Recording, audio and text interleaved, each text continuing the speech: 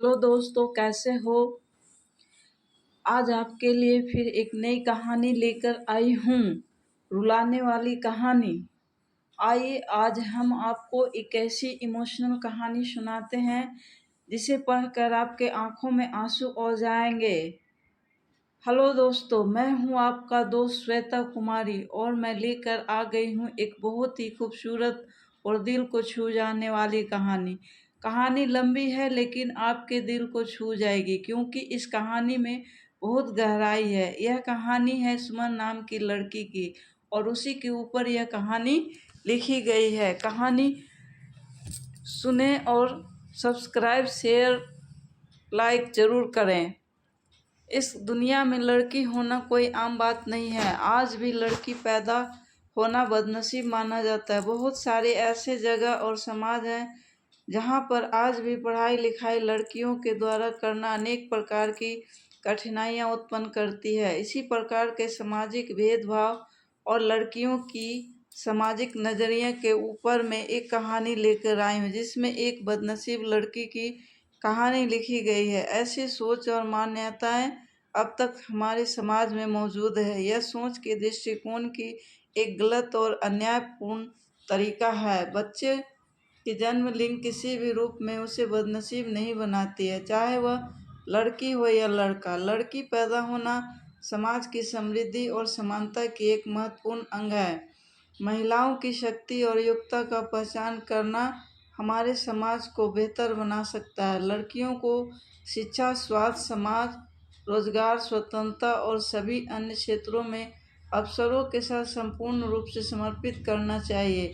अब भी बहुत से समाजों में इन परिस्थितियों में संशोधित किया गया और महिलाओं की सामाजिक, आर्थिक और सांस्कृतिक स्थिति में सुधार हुआ है। उन्हें अपने सपनों को पूरा करने की स्वतंत्रता प्राप्त है। हमें एक समाज में सभी लोगों को समानता, सम्मान और अवसरों को प्रदान करना चाहिए, चाहे वे लड़का हो या लड़की। स्त्री और पुरुष दोनों का विकास और संरक्षण आवश्यक है ताकि हमारा समाज और विश्व एक विकासशील स्थिति में बदल सके। इन्हीं सभी कारणों के ऊपर मैं एक इमोशनल स्टोरी हिंदी में लेकर आए जिसे आप सभी को पढ़कर ज़रूर अच्छा लगेगा।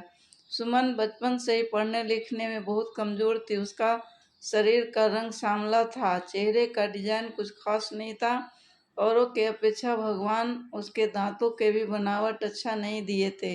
सुमन का चेहरा अच्छा ना होने के कारण स्कूल में बच्चा अक्सर उसे चिढ़ाते रहते थे। कोई सुमन का फ्रेंड बनने के लिए तैयार नहीं था। जब सुमन अपने गांव के गलियों से गुजरती थी, बगल में खड़े लोग भी अपना मुंह फेर लेते थे। सुमन को इस बात से बहुत ज़्यादा पीड़ा होती थी। वह यह नहीं समझ पा रही थी क्योंकि वह बहुत छोटी बच्ची थी। आखिर बात क्या है, हमारे चेहरे को देखकर लोग अपना मुंह क्यों छुपा लेते हैं। सुमन जब स्कूल से घर वापस आती थी तब अपने माँ से एक यही सवाल करती थी कि माँ, जब हम अपने स्कूल से घर आती हूँ तो लोग हमें ऐसे क्यों देखते हैं और स्कूल में भी हमसे कोई बात नहीं करता। हमारा कोई फ्रेंड भी नहीं बन रहा, अतः हमसे कोई बातचीत भी नहीं करता। इतना बात सुनकर सुमन की माँ की आंख में आंसू आ गया। वह फपक फपक कर रोने लगी, लेकिन अपनी बिटिया को यह नहीं समझा पा रही थी, तुम लोग इतना घृणा क्यों करते हैं। माँ सुमन से बहुत ज़्यादा प्यार करती थी। गली मोहल्ले में सुमन को मनुष्य जब लोग बोला करते थे तब सुमन की माँ कड़ी शब्दों में जवाब दे देती थी। सुमन की माँ अपने कलेजे के टुकड़े को हर वक्त अपने साथ में रखती थी और जो भी उसे बुलाता था उसके बदले में जवाब देती थी। सुमन धीरे धीरे अपनी पूरी उम्र जीने की एक आदत बना ली और जो लोग बोल रहे थे उसके पीछे कुछ और सुनने के लिए तैयार नहीं रहती थी। बस अपने काम से मतलब रखती थी, पढ़ाई करती थी और वापस घर लौट जाती थी। धीरे धीरे सुमन बड़ी होते चली गई। अब उसका उम्र शादी करने लायक हो गया था। अब उसके पापा लड़का खोजने के लिए एक गांव से दूसरे गांव में जाने लगे, लेकिन जो भी लड़का वाला सुमन को देखने के लिए आता वह बिना पसंद किए ही लौट जाता था। ऐसे बहुत बार हुआ। अब बहुत दिक्कत होने लगा सुमन को शादी करने में। सुमन के पापा भी थक चुके थे। लड़का खोजते खोजते ऐसा कोई गांव नहीं था जिस गांव में सुमन के पिता लड़का खोजने के लिए नहीं गए थे। अब सुमन के पापा भी गुस्से में आकर सुमन को मनहूस बोलना चालू कर दिया। लेकिन माँ तो एक ऐसी थी जो सभी लोगों को समझाती थी और सुमन के बारे में भला बुरा कहने वालों को सबक सिखाती थी। भगवान ने भी सुमन के साथ बहुत ही क्रूर मजाक किए थे। शरीर के बनावट ऐसे बना दिए थे जिसे देखकर कोई भी लड़का वाला पसंद नहीं करता था। सुमन भी इस बात को लेकर चिंता कर रही थी कि पापा हमारे लिए इतना दूर दूर तक जाते हैं लड़का देखने के लिए, लेकिन हमें कोई भी लड़का पसंद नहीं करता। सुमन अपने कामों में ज़्यादा व्यस्त रहती थी और खाना बनाने में बहुत ज़्यादा समय देती थी। सुमन को खाना बनाने में बहुत ज़्यादा मज़ा आता था। सुमन ने बहुत सारे खाना बनाने की रेसिपी के बारे में जानकारी हासिल कर ली थी। इसके लिए उन्होंने किताबें, रेडियो, टीवी चैनल पर वीडियो देख ली थी। सुमन के द्वारा बनाया गया खाना बहुत स्वादिष्ट और टेस्टी होता था। सुमन की तारीफ उसके चेहरे से कोई नहीं करता था, लेकिन उनकी खाना बनाने का जो तरीका था, उनके खाना में जो स्वाद था, उसे हर कोई तारीफ करता था। खाना बनाने में आरती के जितने भी आजू बाजू औरतें थी, उन सभी औरतों में बहुत ज़्यादा फेमस हो गए थे। जिस औरत को लगता था कि आज नया खाना बनाना है और कुछ नया आइडिया से इसमें टेस्ट लाना है, तो औरत उसके सुमन के पास में आकर जानकारी लेती थी। बहुत सारे औरत यह भी सोचती थी कि सुमन के द्वारा बनाए गए खाना को हम सीख लें, लेकिन यह उन सभी के बस की बात नहीं था। सुमन के हाथ में ऐसा टाइमिंग जादू था जो सुमन के इस कला को कोई सीख नहीं पाया। सुमन का जीवन और उसका लाइफ चक्र उतार चढ़ाव में कटता रहता था। माता पिता और रिश्तेदार बहुत कोशिश कर रहे थे कि सुमन की कहीं न कहीं शादी हो जाए।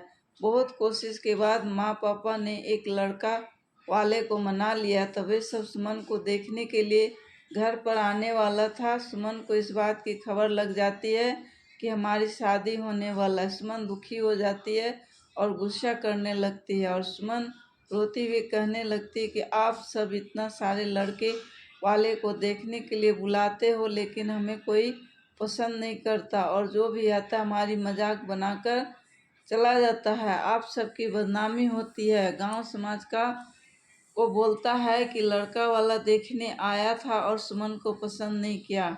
गांव वाले भी कहते कि पता ना उसके मम्मी पापा कैसे उसको जन्म दिए हैं इस मनुष्य को कि कहीं शादी ठीक ही नहीं हो रहा है। माँ ने सुमन को समझाई कि शादी में अक्सर ऐसा होते रहता है, हर कोई किसी को पसंद नहीं होता। जिसे तुम पसंद आ जाओगी तो तुमसे ज़रूर शादी कर लेगा। तुम अपना ख्याल रखो, तुम अपने आप पर ध्यान दो।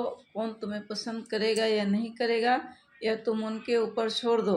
अगले दिन लड़का वाले सुमन को देखने वाले थे, लेकिन सुमन उसी दिन सुबह में ही सज संवर कर कहीं निकल गई थी। लड़का वाले घर पर आते हैं, लेकिन मम्मी पापा को नहीं पता था कि सुमन कहाँ गई है।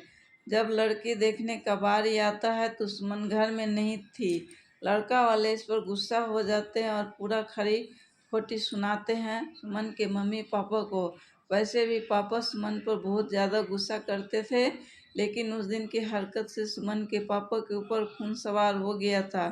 सुमन ने अपने पापा को गुस्से में पागल कर दिया था।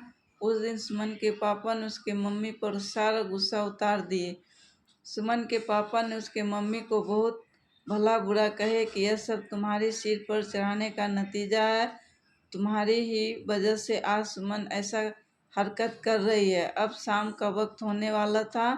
सुमन घर को लौट चुकी थी। सुमन के चेहरे पर बहुत ज़्यादा खुशी था और उसके हाथ में एक चेक था। सुमन कोई एक सर्टिफिकेट लेकर आई थी। सुमन ने अपने उपलब्धि के बारे में अपनी मम्मी से कुछ बोलने वाली ही थी कि इसी बीच सुमन के मम्मी ने उसको खरी खोटी सुनाना शुरू कर दिया।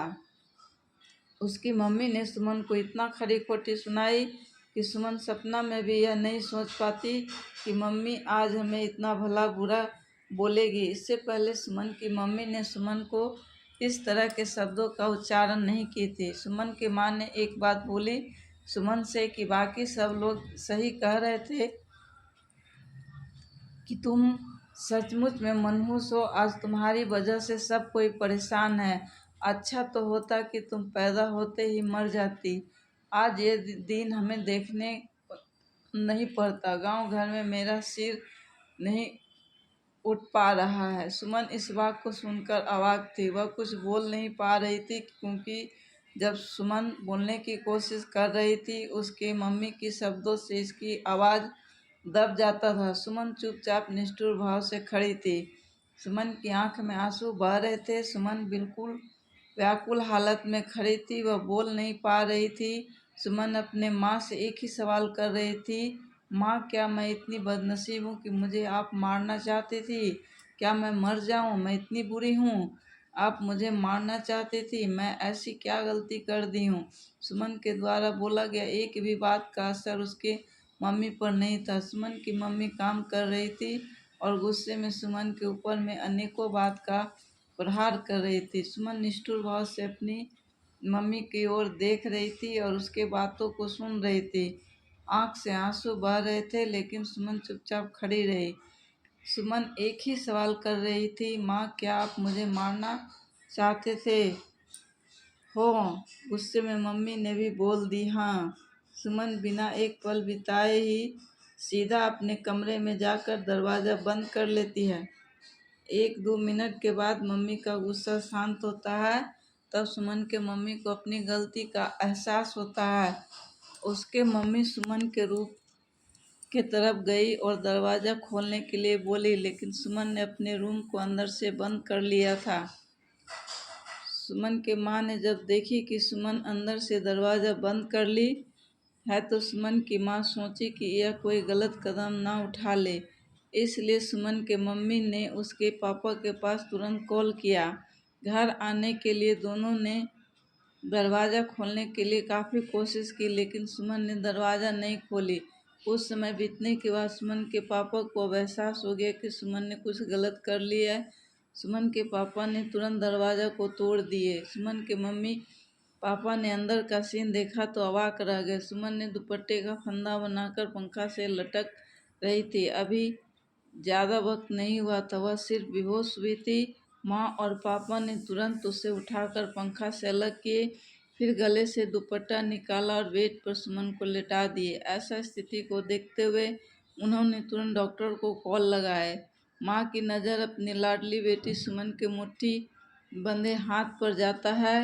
हाथ में एक चिट्ठी रहता है और टेबल पर पड़ी 5 लाख का चेक मिलता है जिसमें 5 स्टार होटल में शेफ की नौकरी करने के लिए कन्फर्मेशन लेटर था। उसी कन्फर्म में कंफर्मेशन लेटर और चिट्ठी को लेने के लिए सुमन घर से बाहर गई हुई थी। कुछ समय के बाद डॉक्टर आते हैं और सुमन का इलाज करते हैं। डॉक्टर सुमन के चेकअप करने के बाद बोलते हैं कि शुक्र है लड़की बच गई। कुछ सेकेंड और देरी होता तो आज यह लड़की हम सब के बीच नहीं रहती। सुमन बेड पर बेहोश अवस्था में पड़ी थी। डॉक्टर ने बोला कि सुमन धीरे धीरे कुछ घंटों में ठीक हो जाएगी। मैं दवा लिख दे रहा हूँ जिसे आप मेडिकल स्टोर से मंगा लीजिए। कहानी कैसी लगी ज़रूर बताइएगा। पहले लाइक, सब्सक्राइब और शेयर ज़रूर करें। सच्चे संघर्ष की कहानी। माँ और पापा ने उस चिट्ठी को खोल कर पढ़ा जिसमें कुछ इस प्रकार से लिखा था, मम्मी और पापा, मैं जानती हूँ कि मैं जन्म से लेकर आज तक कोई ऐसा कार्य नहीं की जिससे आप लोगों को गर्व महसूस हो, लेकिन मैं आपसे बताना चाहती हूँ कि मैं खाना पकाने में नेशनल लेवल कंपटीशन को जीत चुकी हूँ। इसमें मुझे 5 लाख का चेक और प्रथम स्थान मिला। मेरे द्वारा बनाया गया खाना ऑर्गेनाइजेशन को इतना पसंद आया कि वह मुझे एक बहुत बड़े होटल में बतौर मास्टर शेफ की नौकरी के लिए कन्फर्मेशन लेटर भी दिया था। पूरी दुनिया में मेरे खिलाफ हो, मुझे इस बात का कोई फर्क नहीं पड़ता और न ही पापा की कड़वी बातें मुझे रुलाती थी। मैं पापा से हर वक्त प्यार करती थी और मम्मी को दिल से चाहती थी। मैं जानती थी कि मम्मी और पापा केवल बाहर से ही सख्त दिखते हैं लेकिन अंदर से मुझे बहुत ज़्यादा प्यार करते। यदि मम्मी और पापा मुझे प्यार नहीं करते तो मेरे लिए बिना कहे कपड़ा मिठाइयाँ किताबें नहीं लेकर देते। माँ की ममता और प्यार को कोई क्या बयां कर सकता है। माँ मेरी चाहत और दुनिया थी, पापा की प्यार मुझे बहुत सताएगी। मैं अब इस दुनिया को अलविदा कहकर जा रही हूँ। मेरी माँ पापा इस दुनिया के सबसे खूबसूरत इंसान है। मैं जानती हूँ कि आपने कभी न कभी भगवान से प्रार्थना जरूर की होंगी कि अगले जन्म में मेरे को ऐसे औलाद मत दीजिएगा, लेकिन मैं भी भगवान से प्रार्थना करती थी कि अगले जन्म में क्या 7 जन्मों तक मुझे आप जैसे ही मम्मी पापा मिले, और आज यही प्रार्थना कर रही हूँ। मैं उस भगवान के पास जा रही हूँ जिसे आप लोग बहुत पहले हमें वहाँ पर भेजना चाहते थे। चिट्ठी में बहुत सारी इमोशनल बातें लिखी गई थी, जिसे पढ़कर सुमन के मम्मी पापा के पांव तले जमीन खिसक गए थे। सुमन के मम्मी पापा बहुत पछतावा कर रहे थे। उनके आंख से आंसू बहुत ज़्यादा गिर रहे थे। सुमन के बेड के पास भीड़ भरी हुई थी, लेकिन माँ उसके सिर पर हाथ फेर कर रो रही थी। पिता को बर्दाश्त नहीं हो रहा था, यह भी सुमन के लिए जोर से चिल्ला कर रोने लगे। आज के इस हिंदी इमोशनल कहानी से हमें यही शिक्षा मिलती है कि हमें कभी भी दूसरे के बारे में कमेंट नहीं करना चाहिए। भगवान जो भी उस व्यक्ति को दिए वह कुछ सोच समझ कर ही दिए होंगे। दूसरे पर कमेंट करने से पहले खुद को भी देख लेना चाहिए कि हमारे अंदर कितना अवगुण है। शेयर सब्सक्राइब जरूर करें। आप सबों का बहुत बहुत धन्यवाद।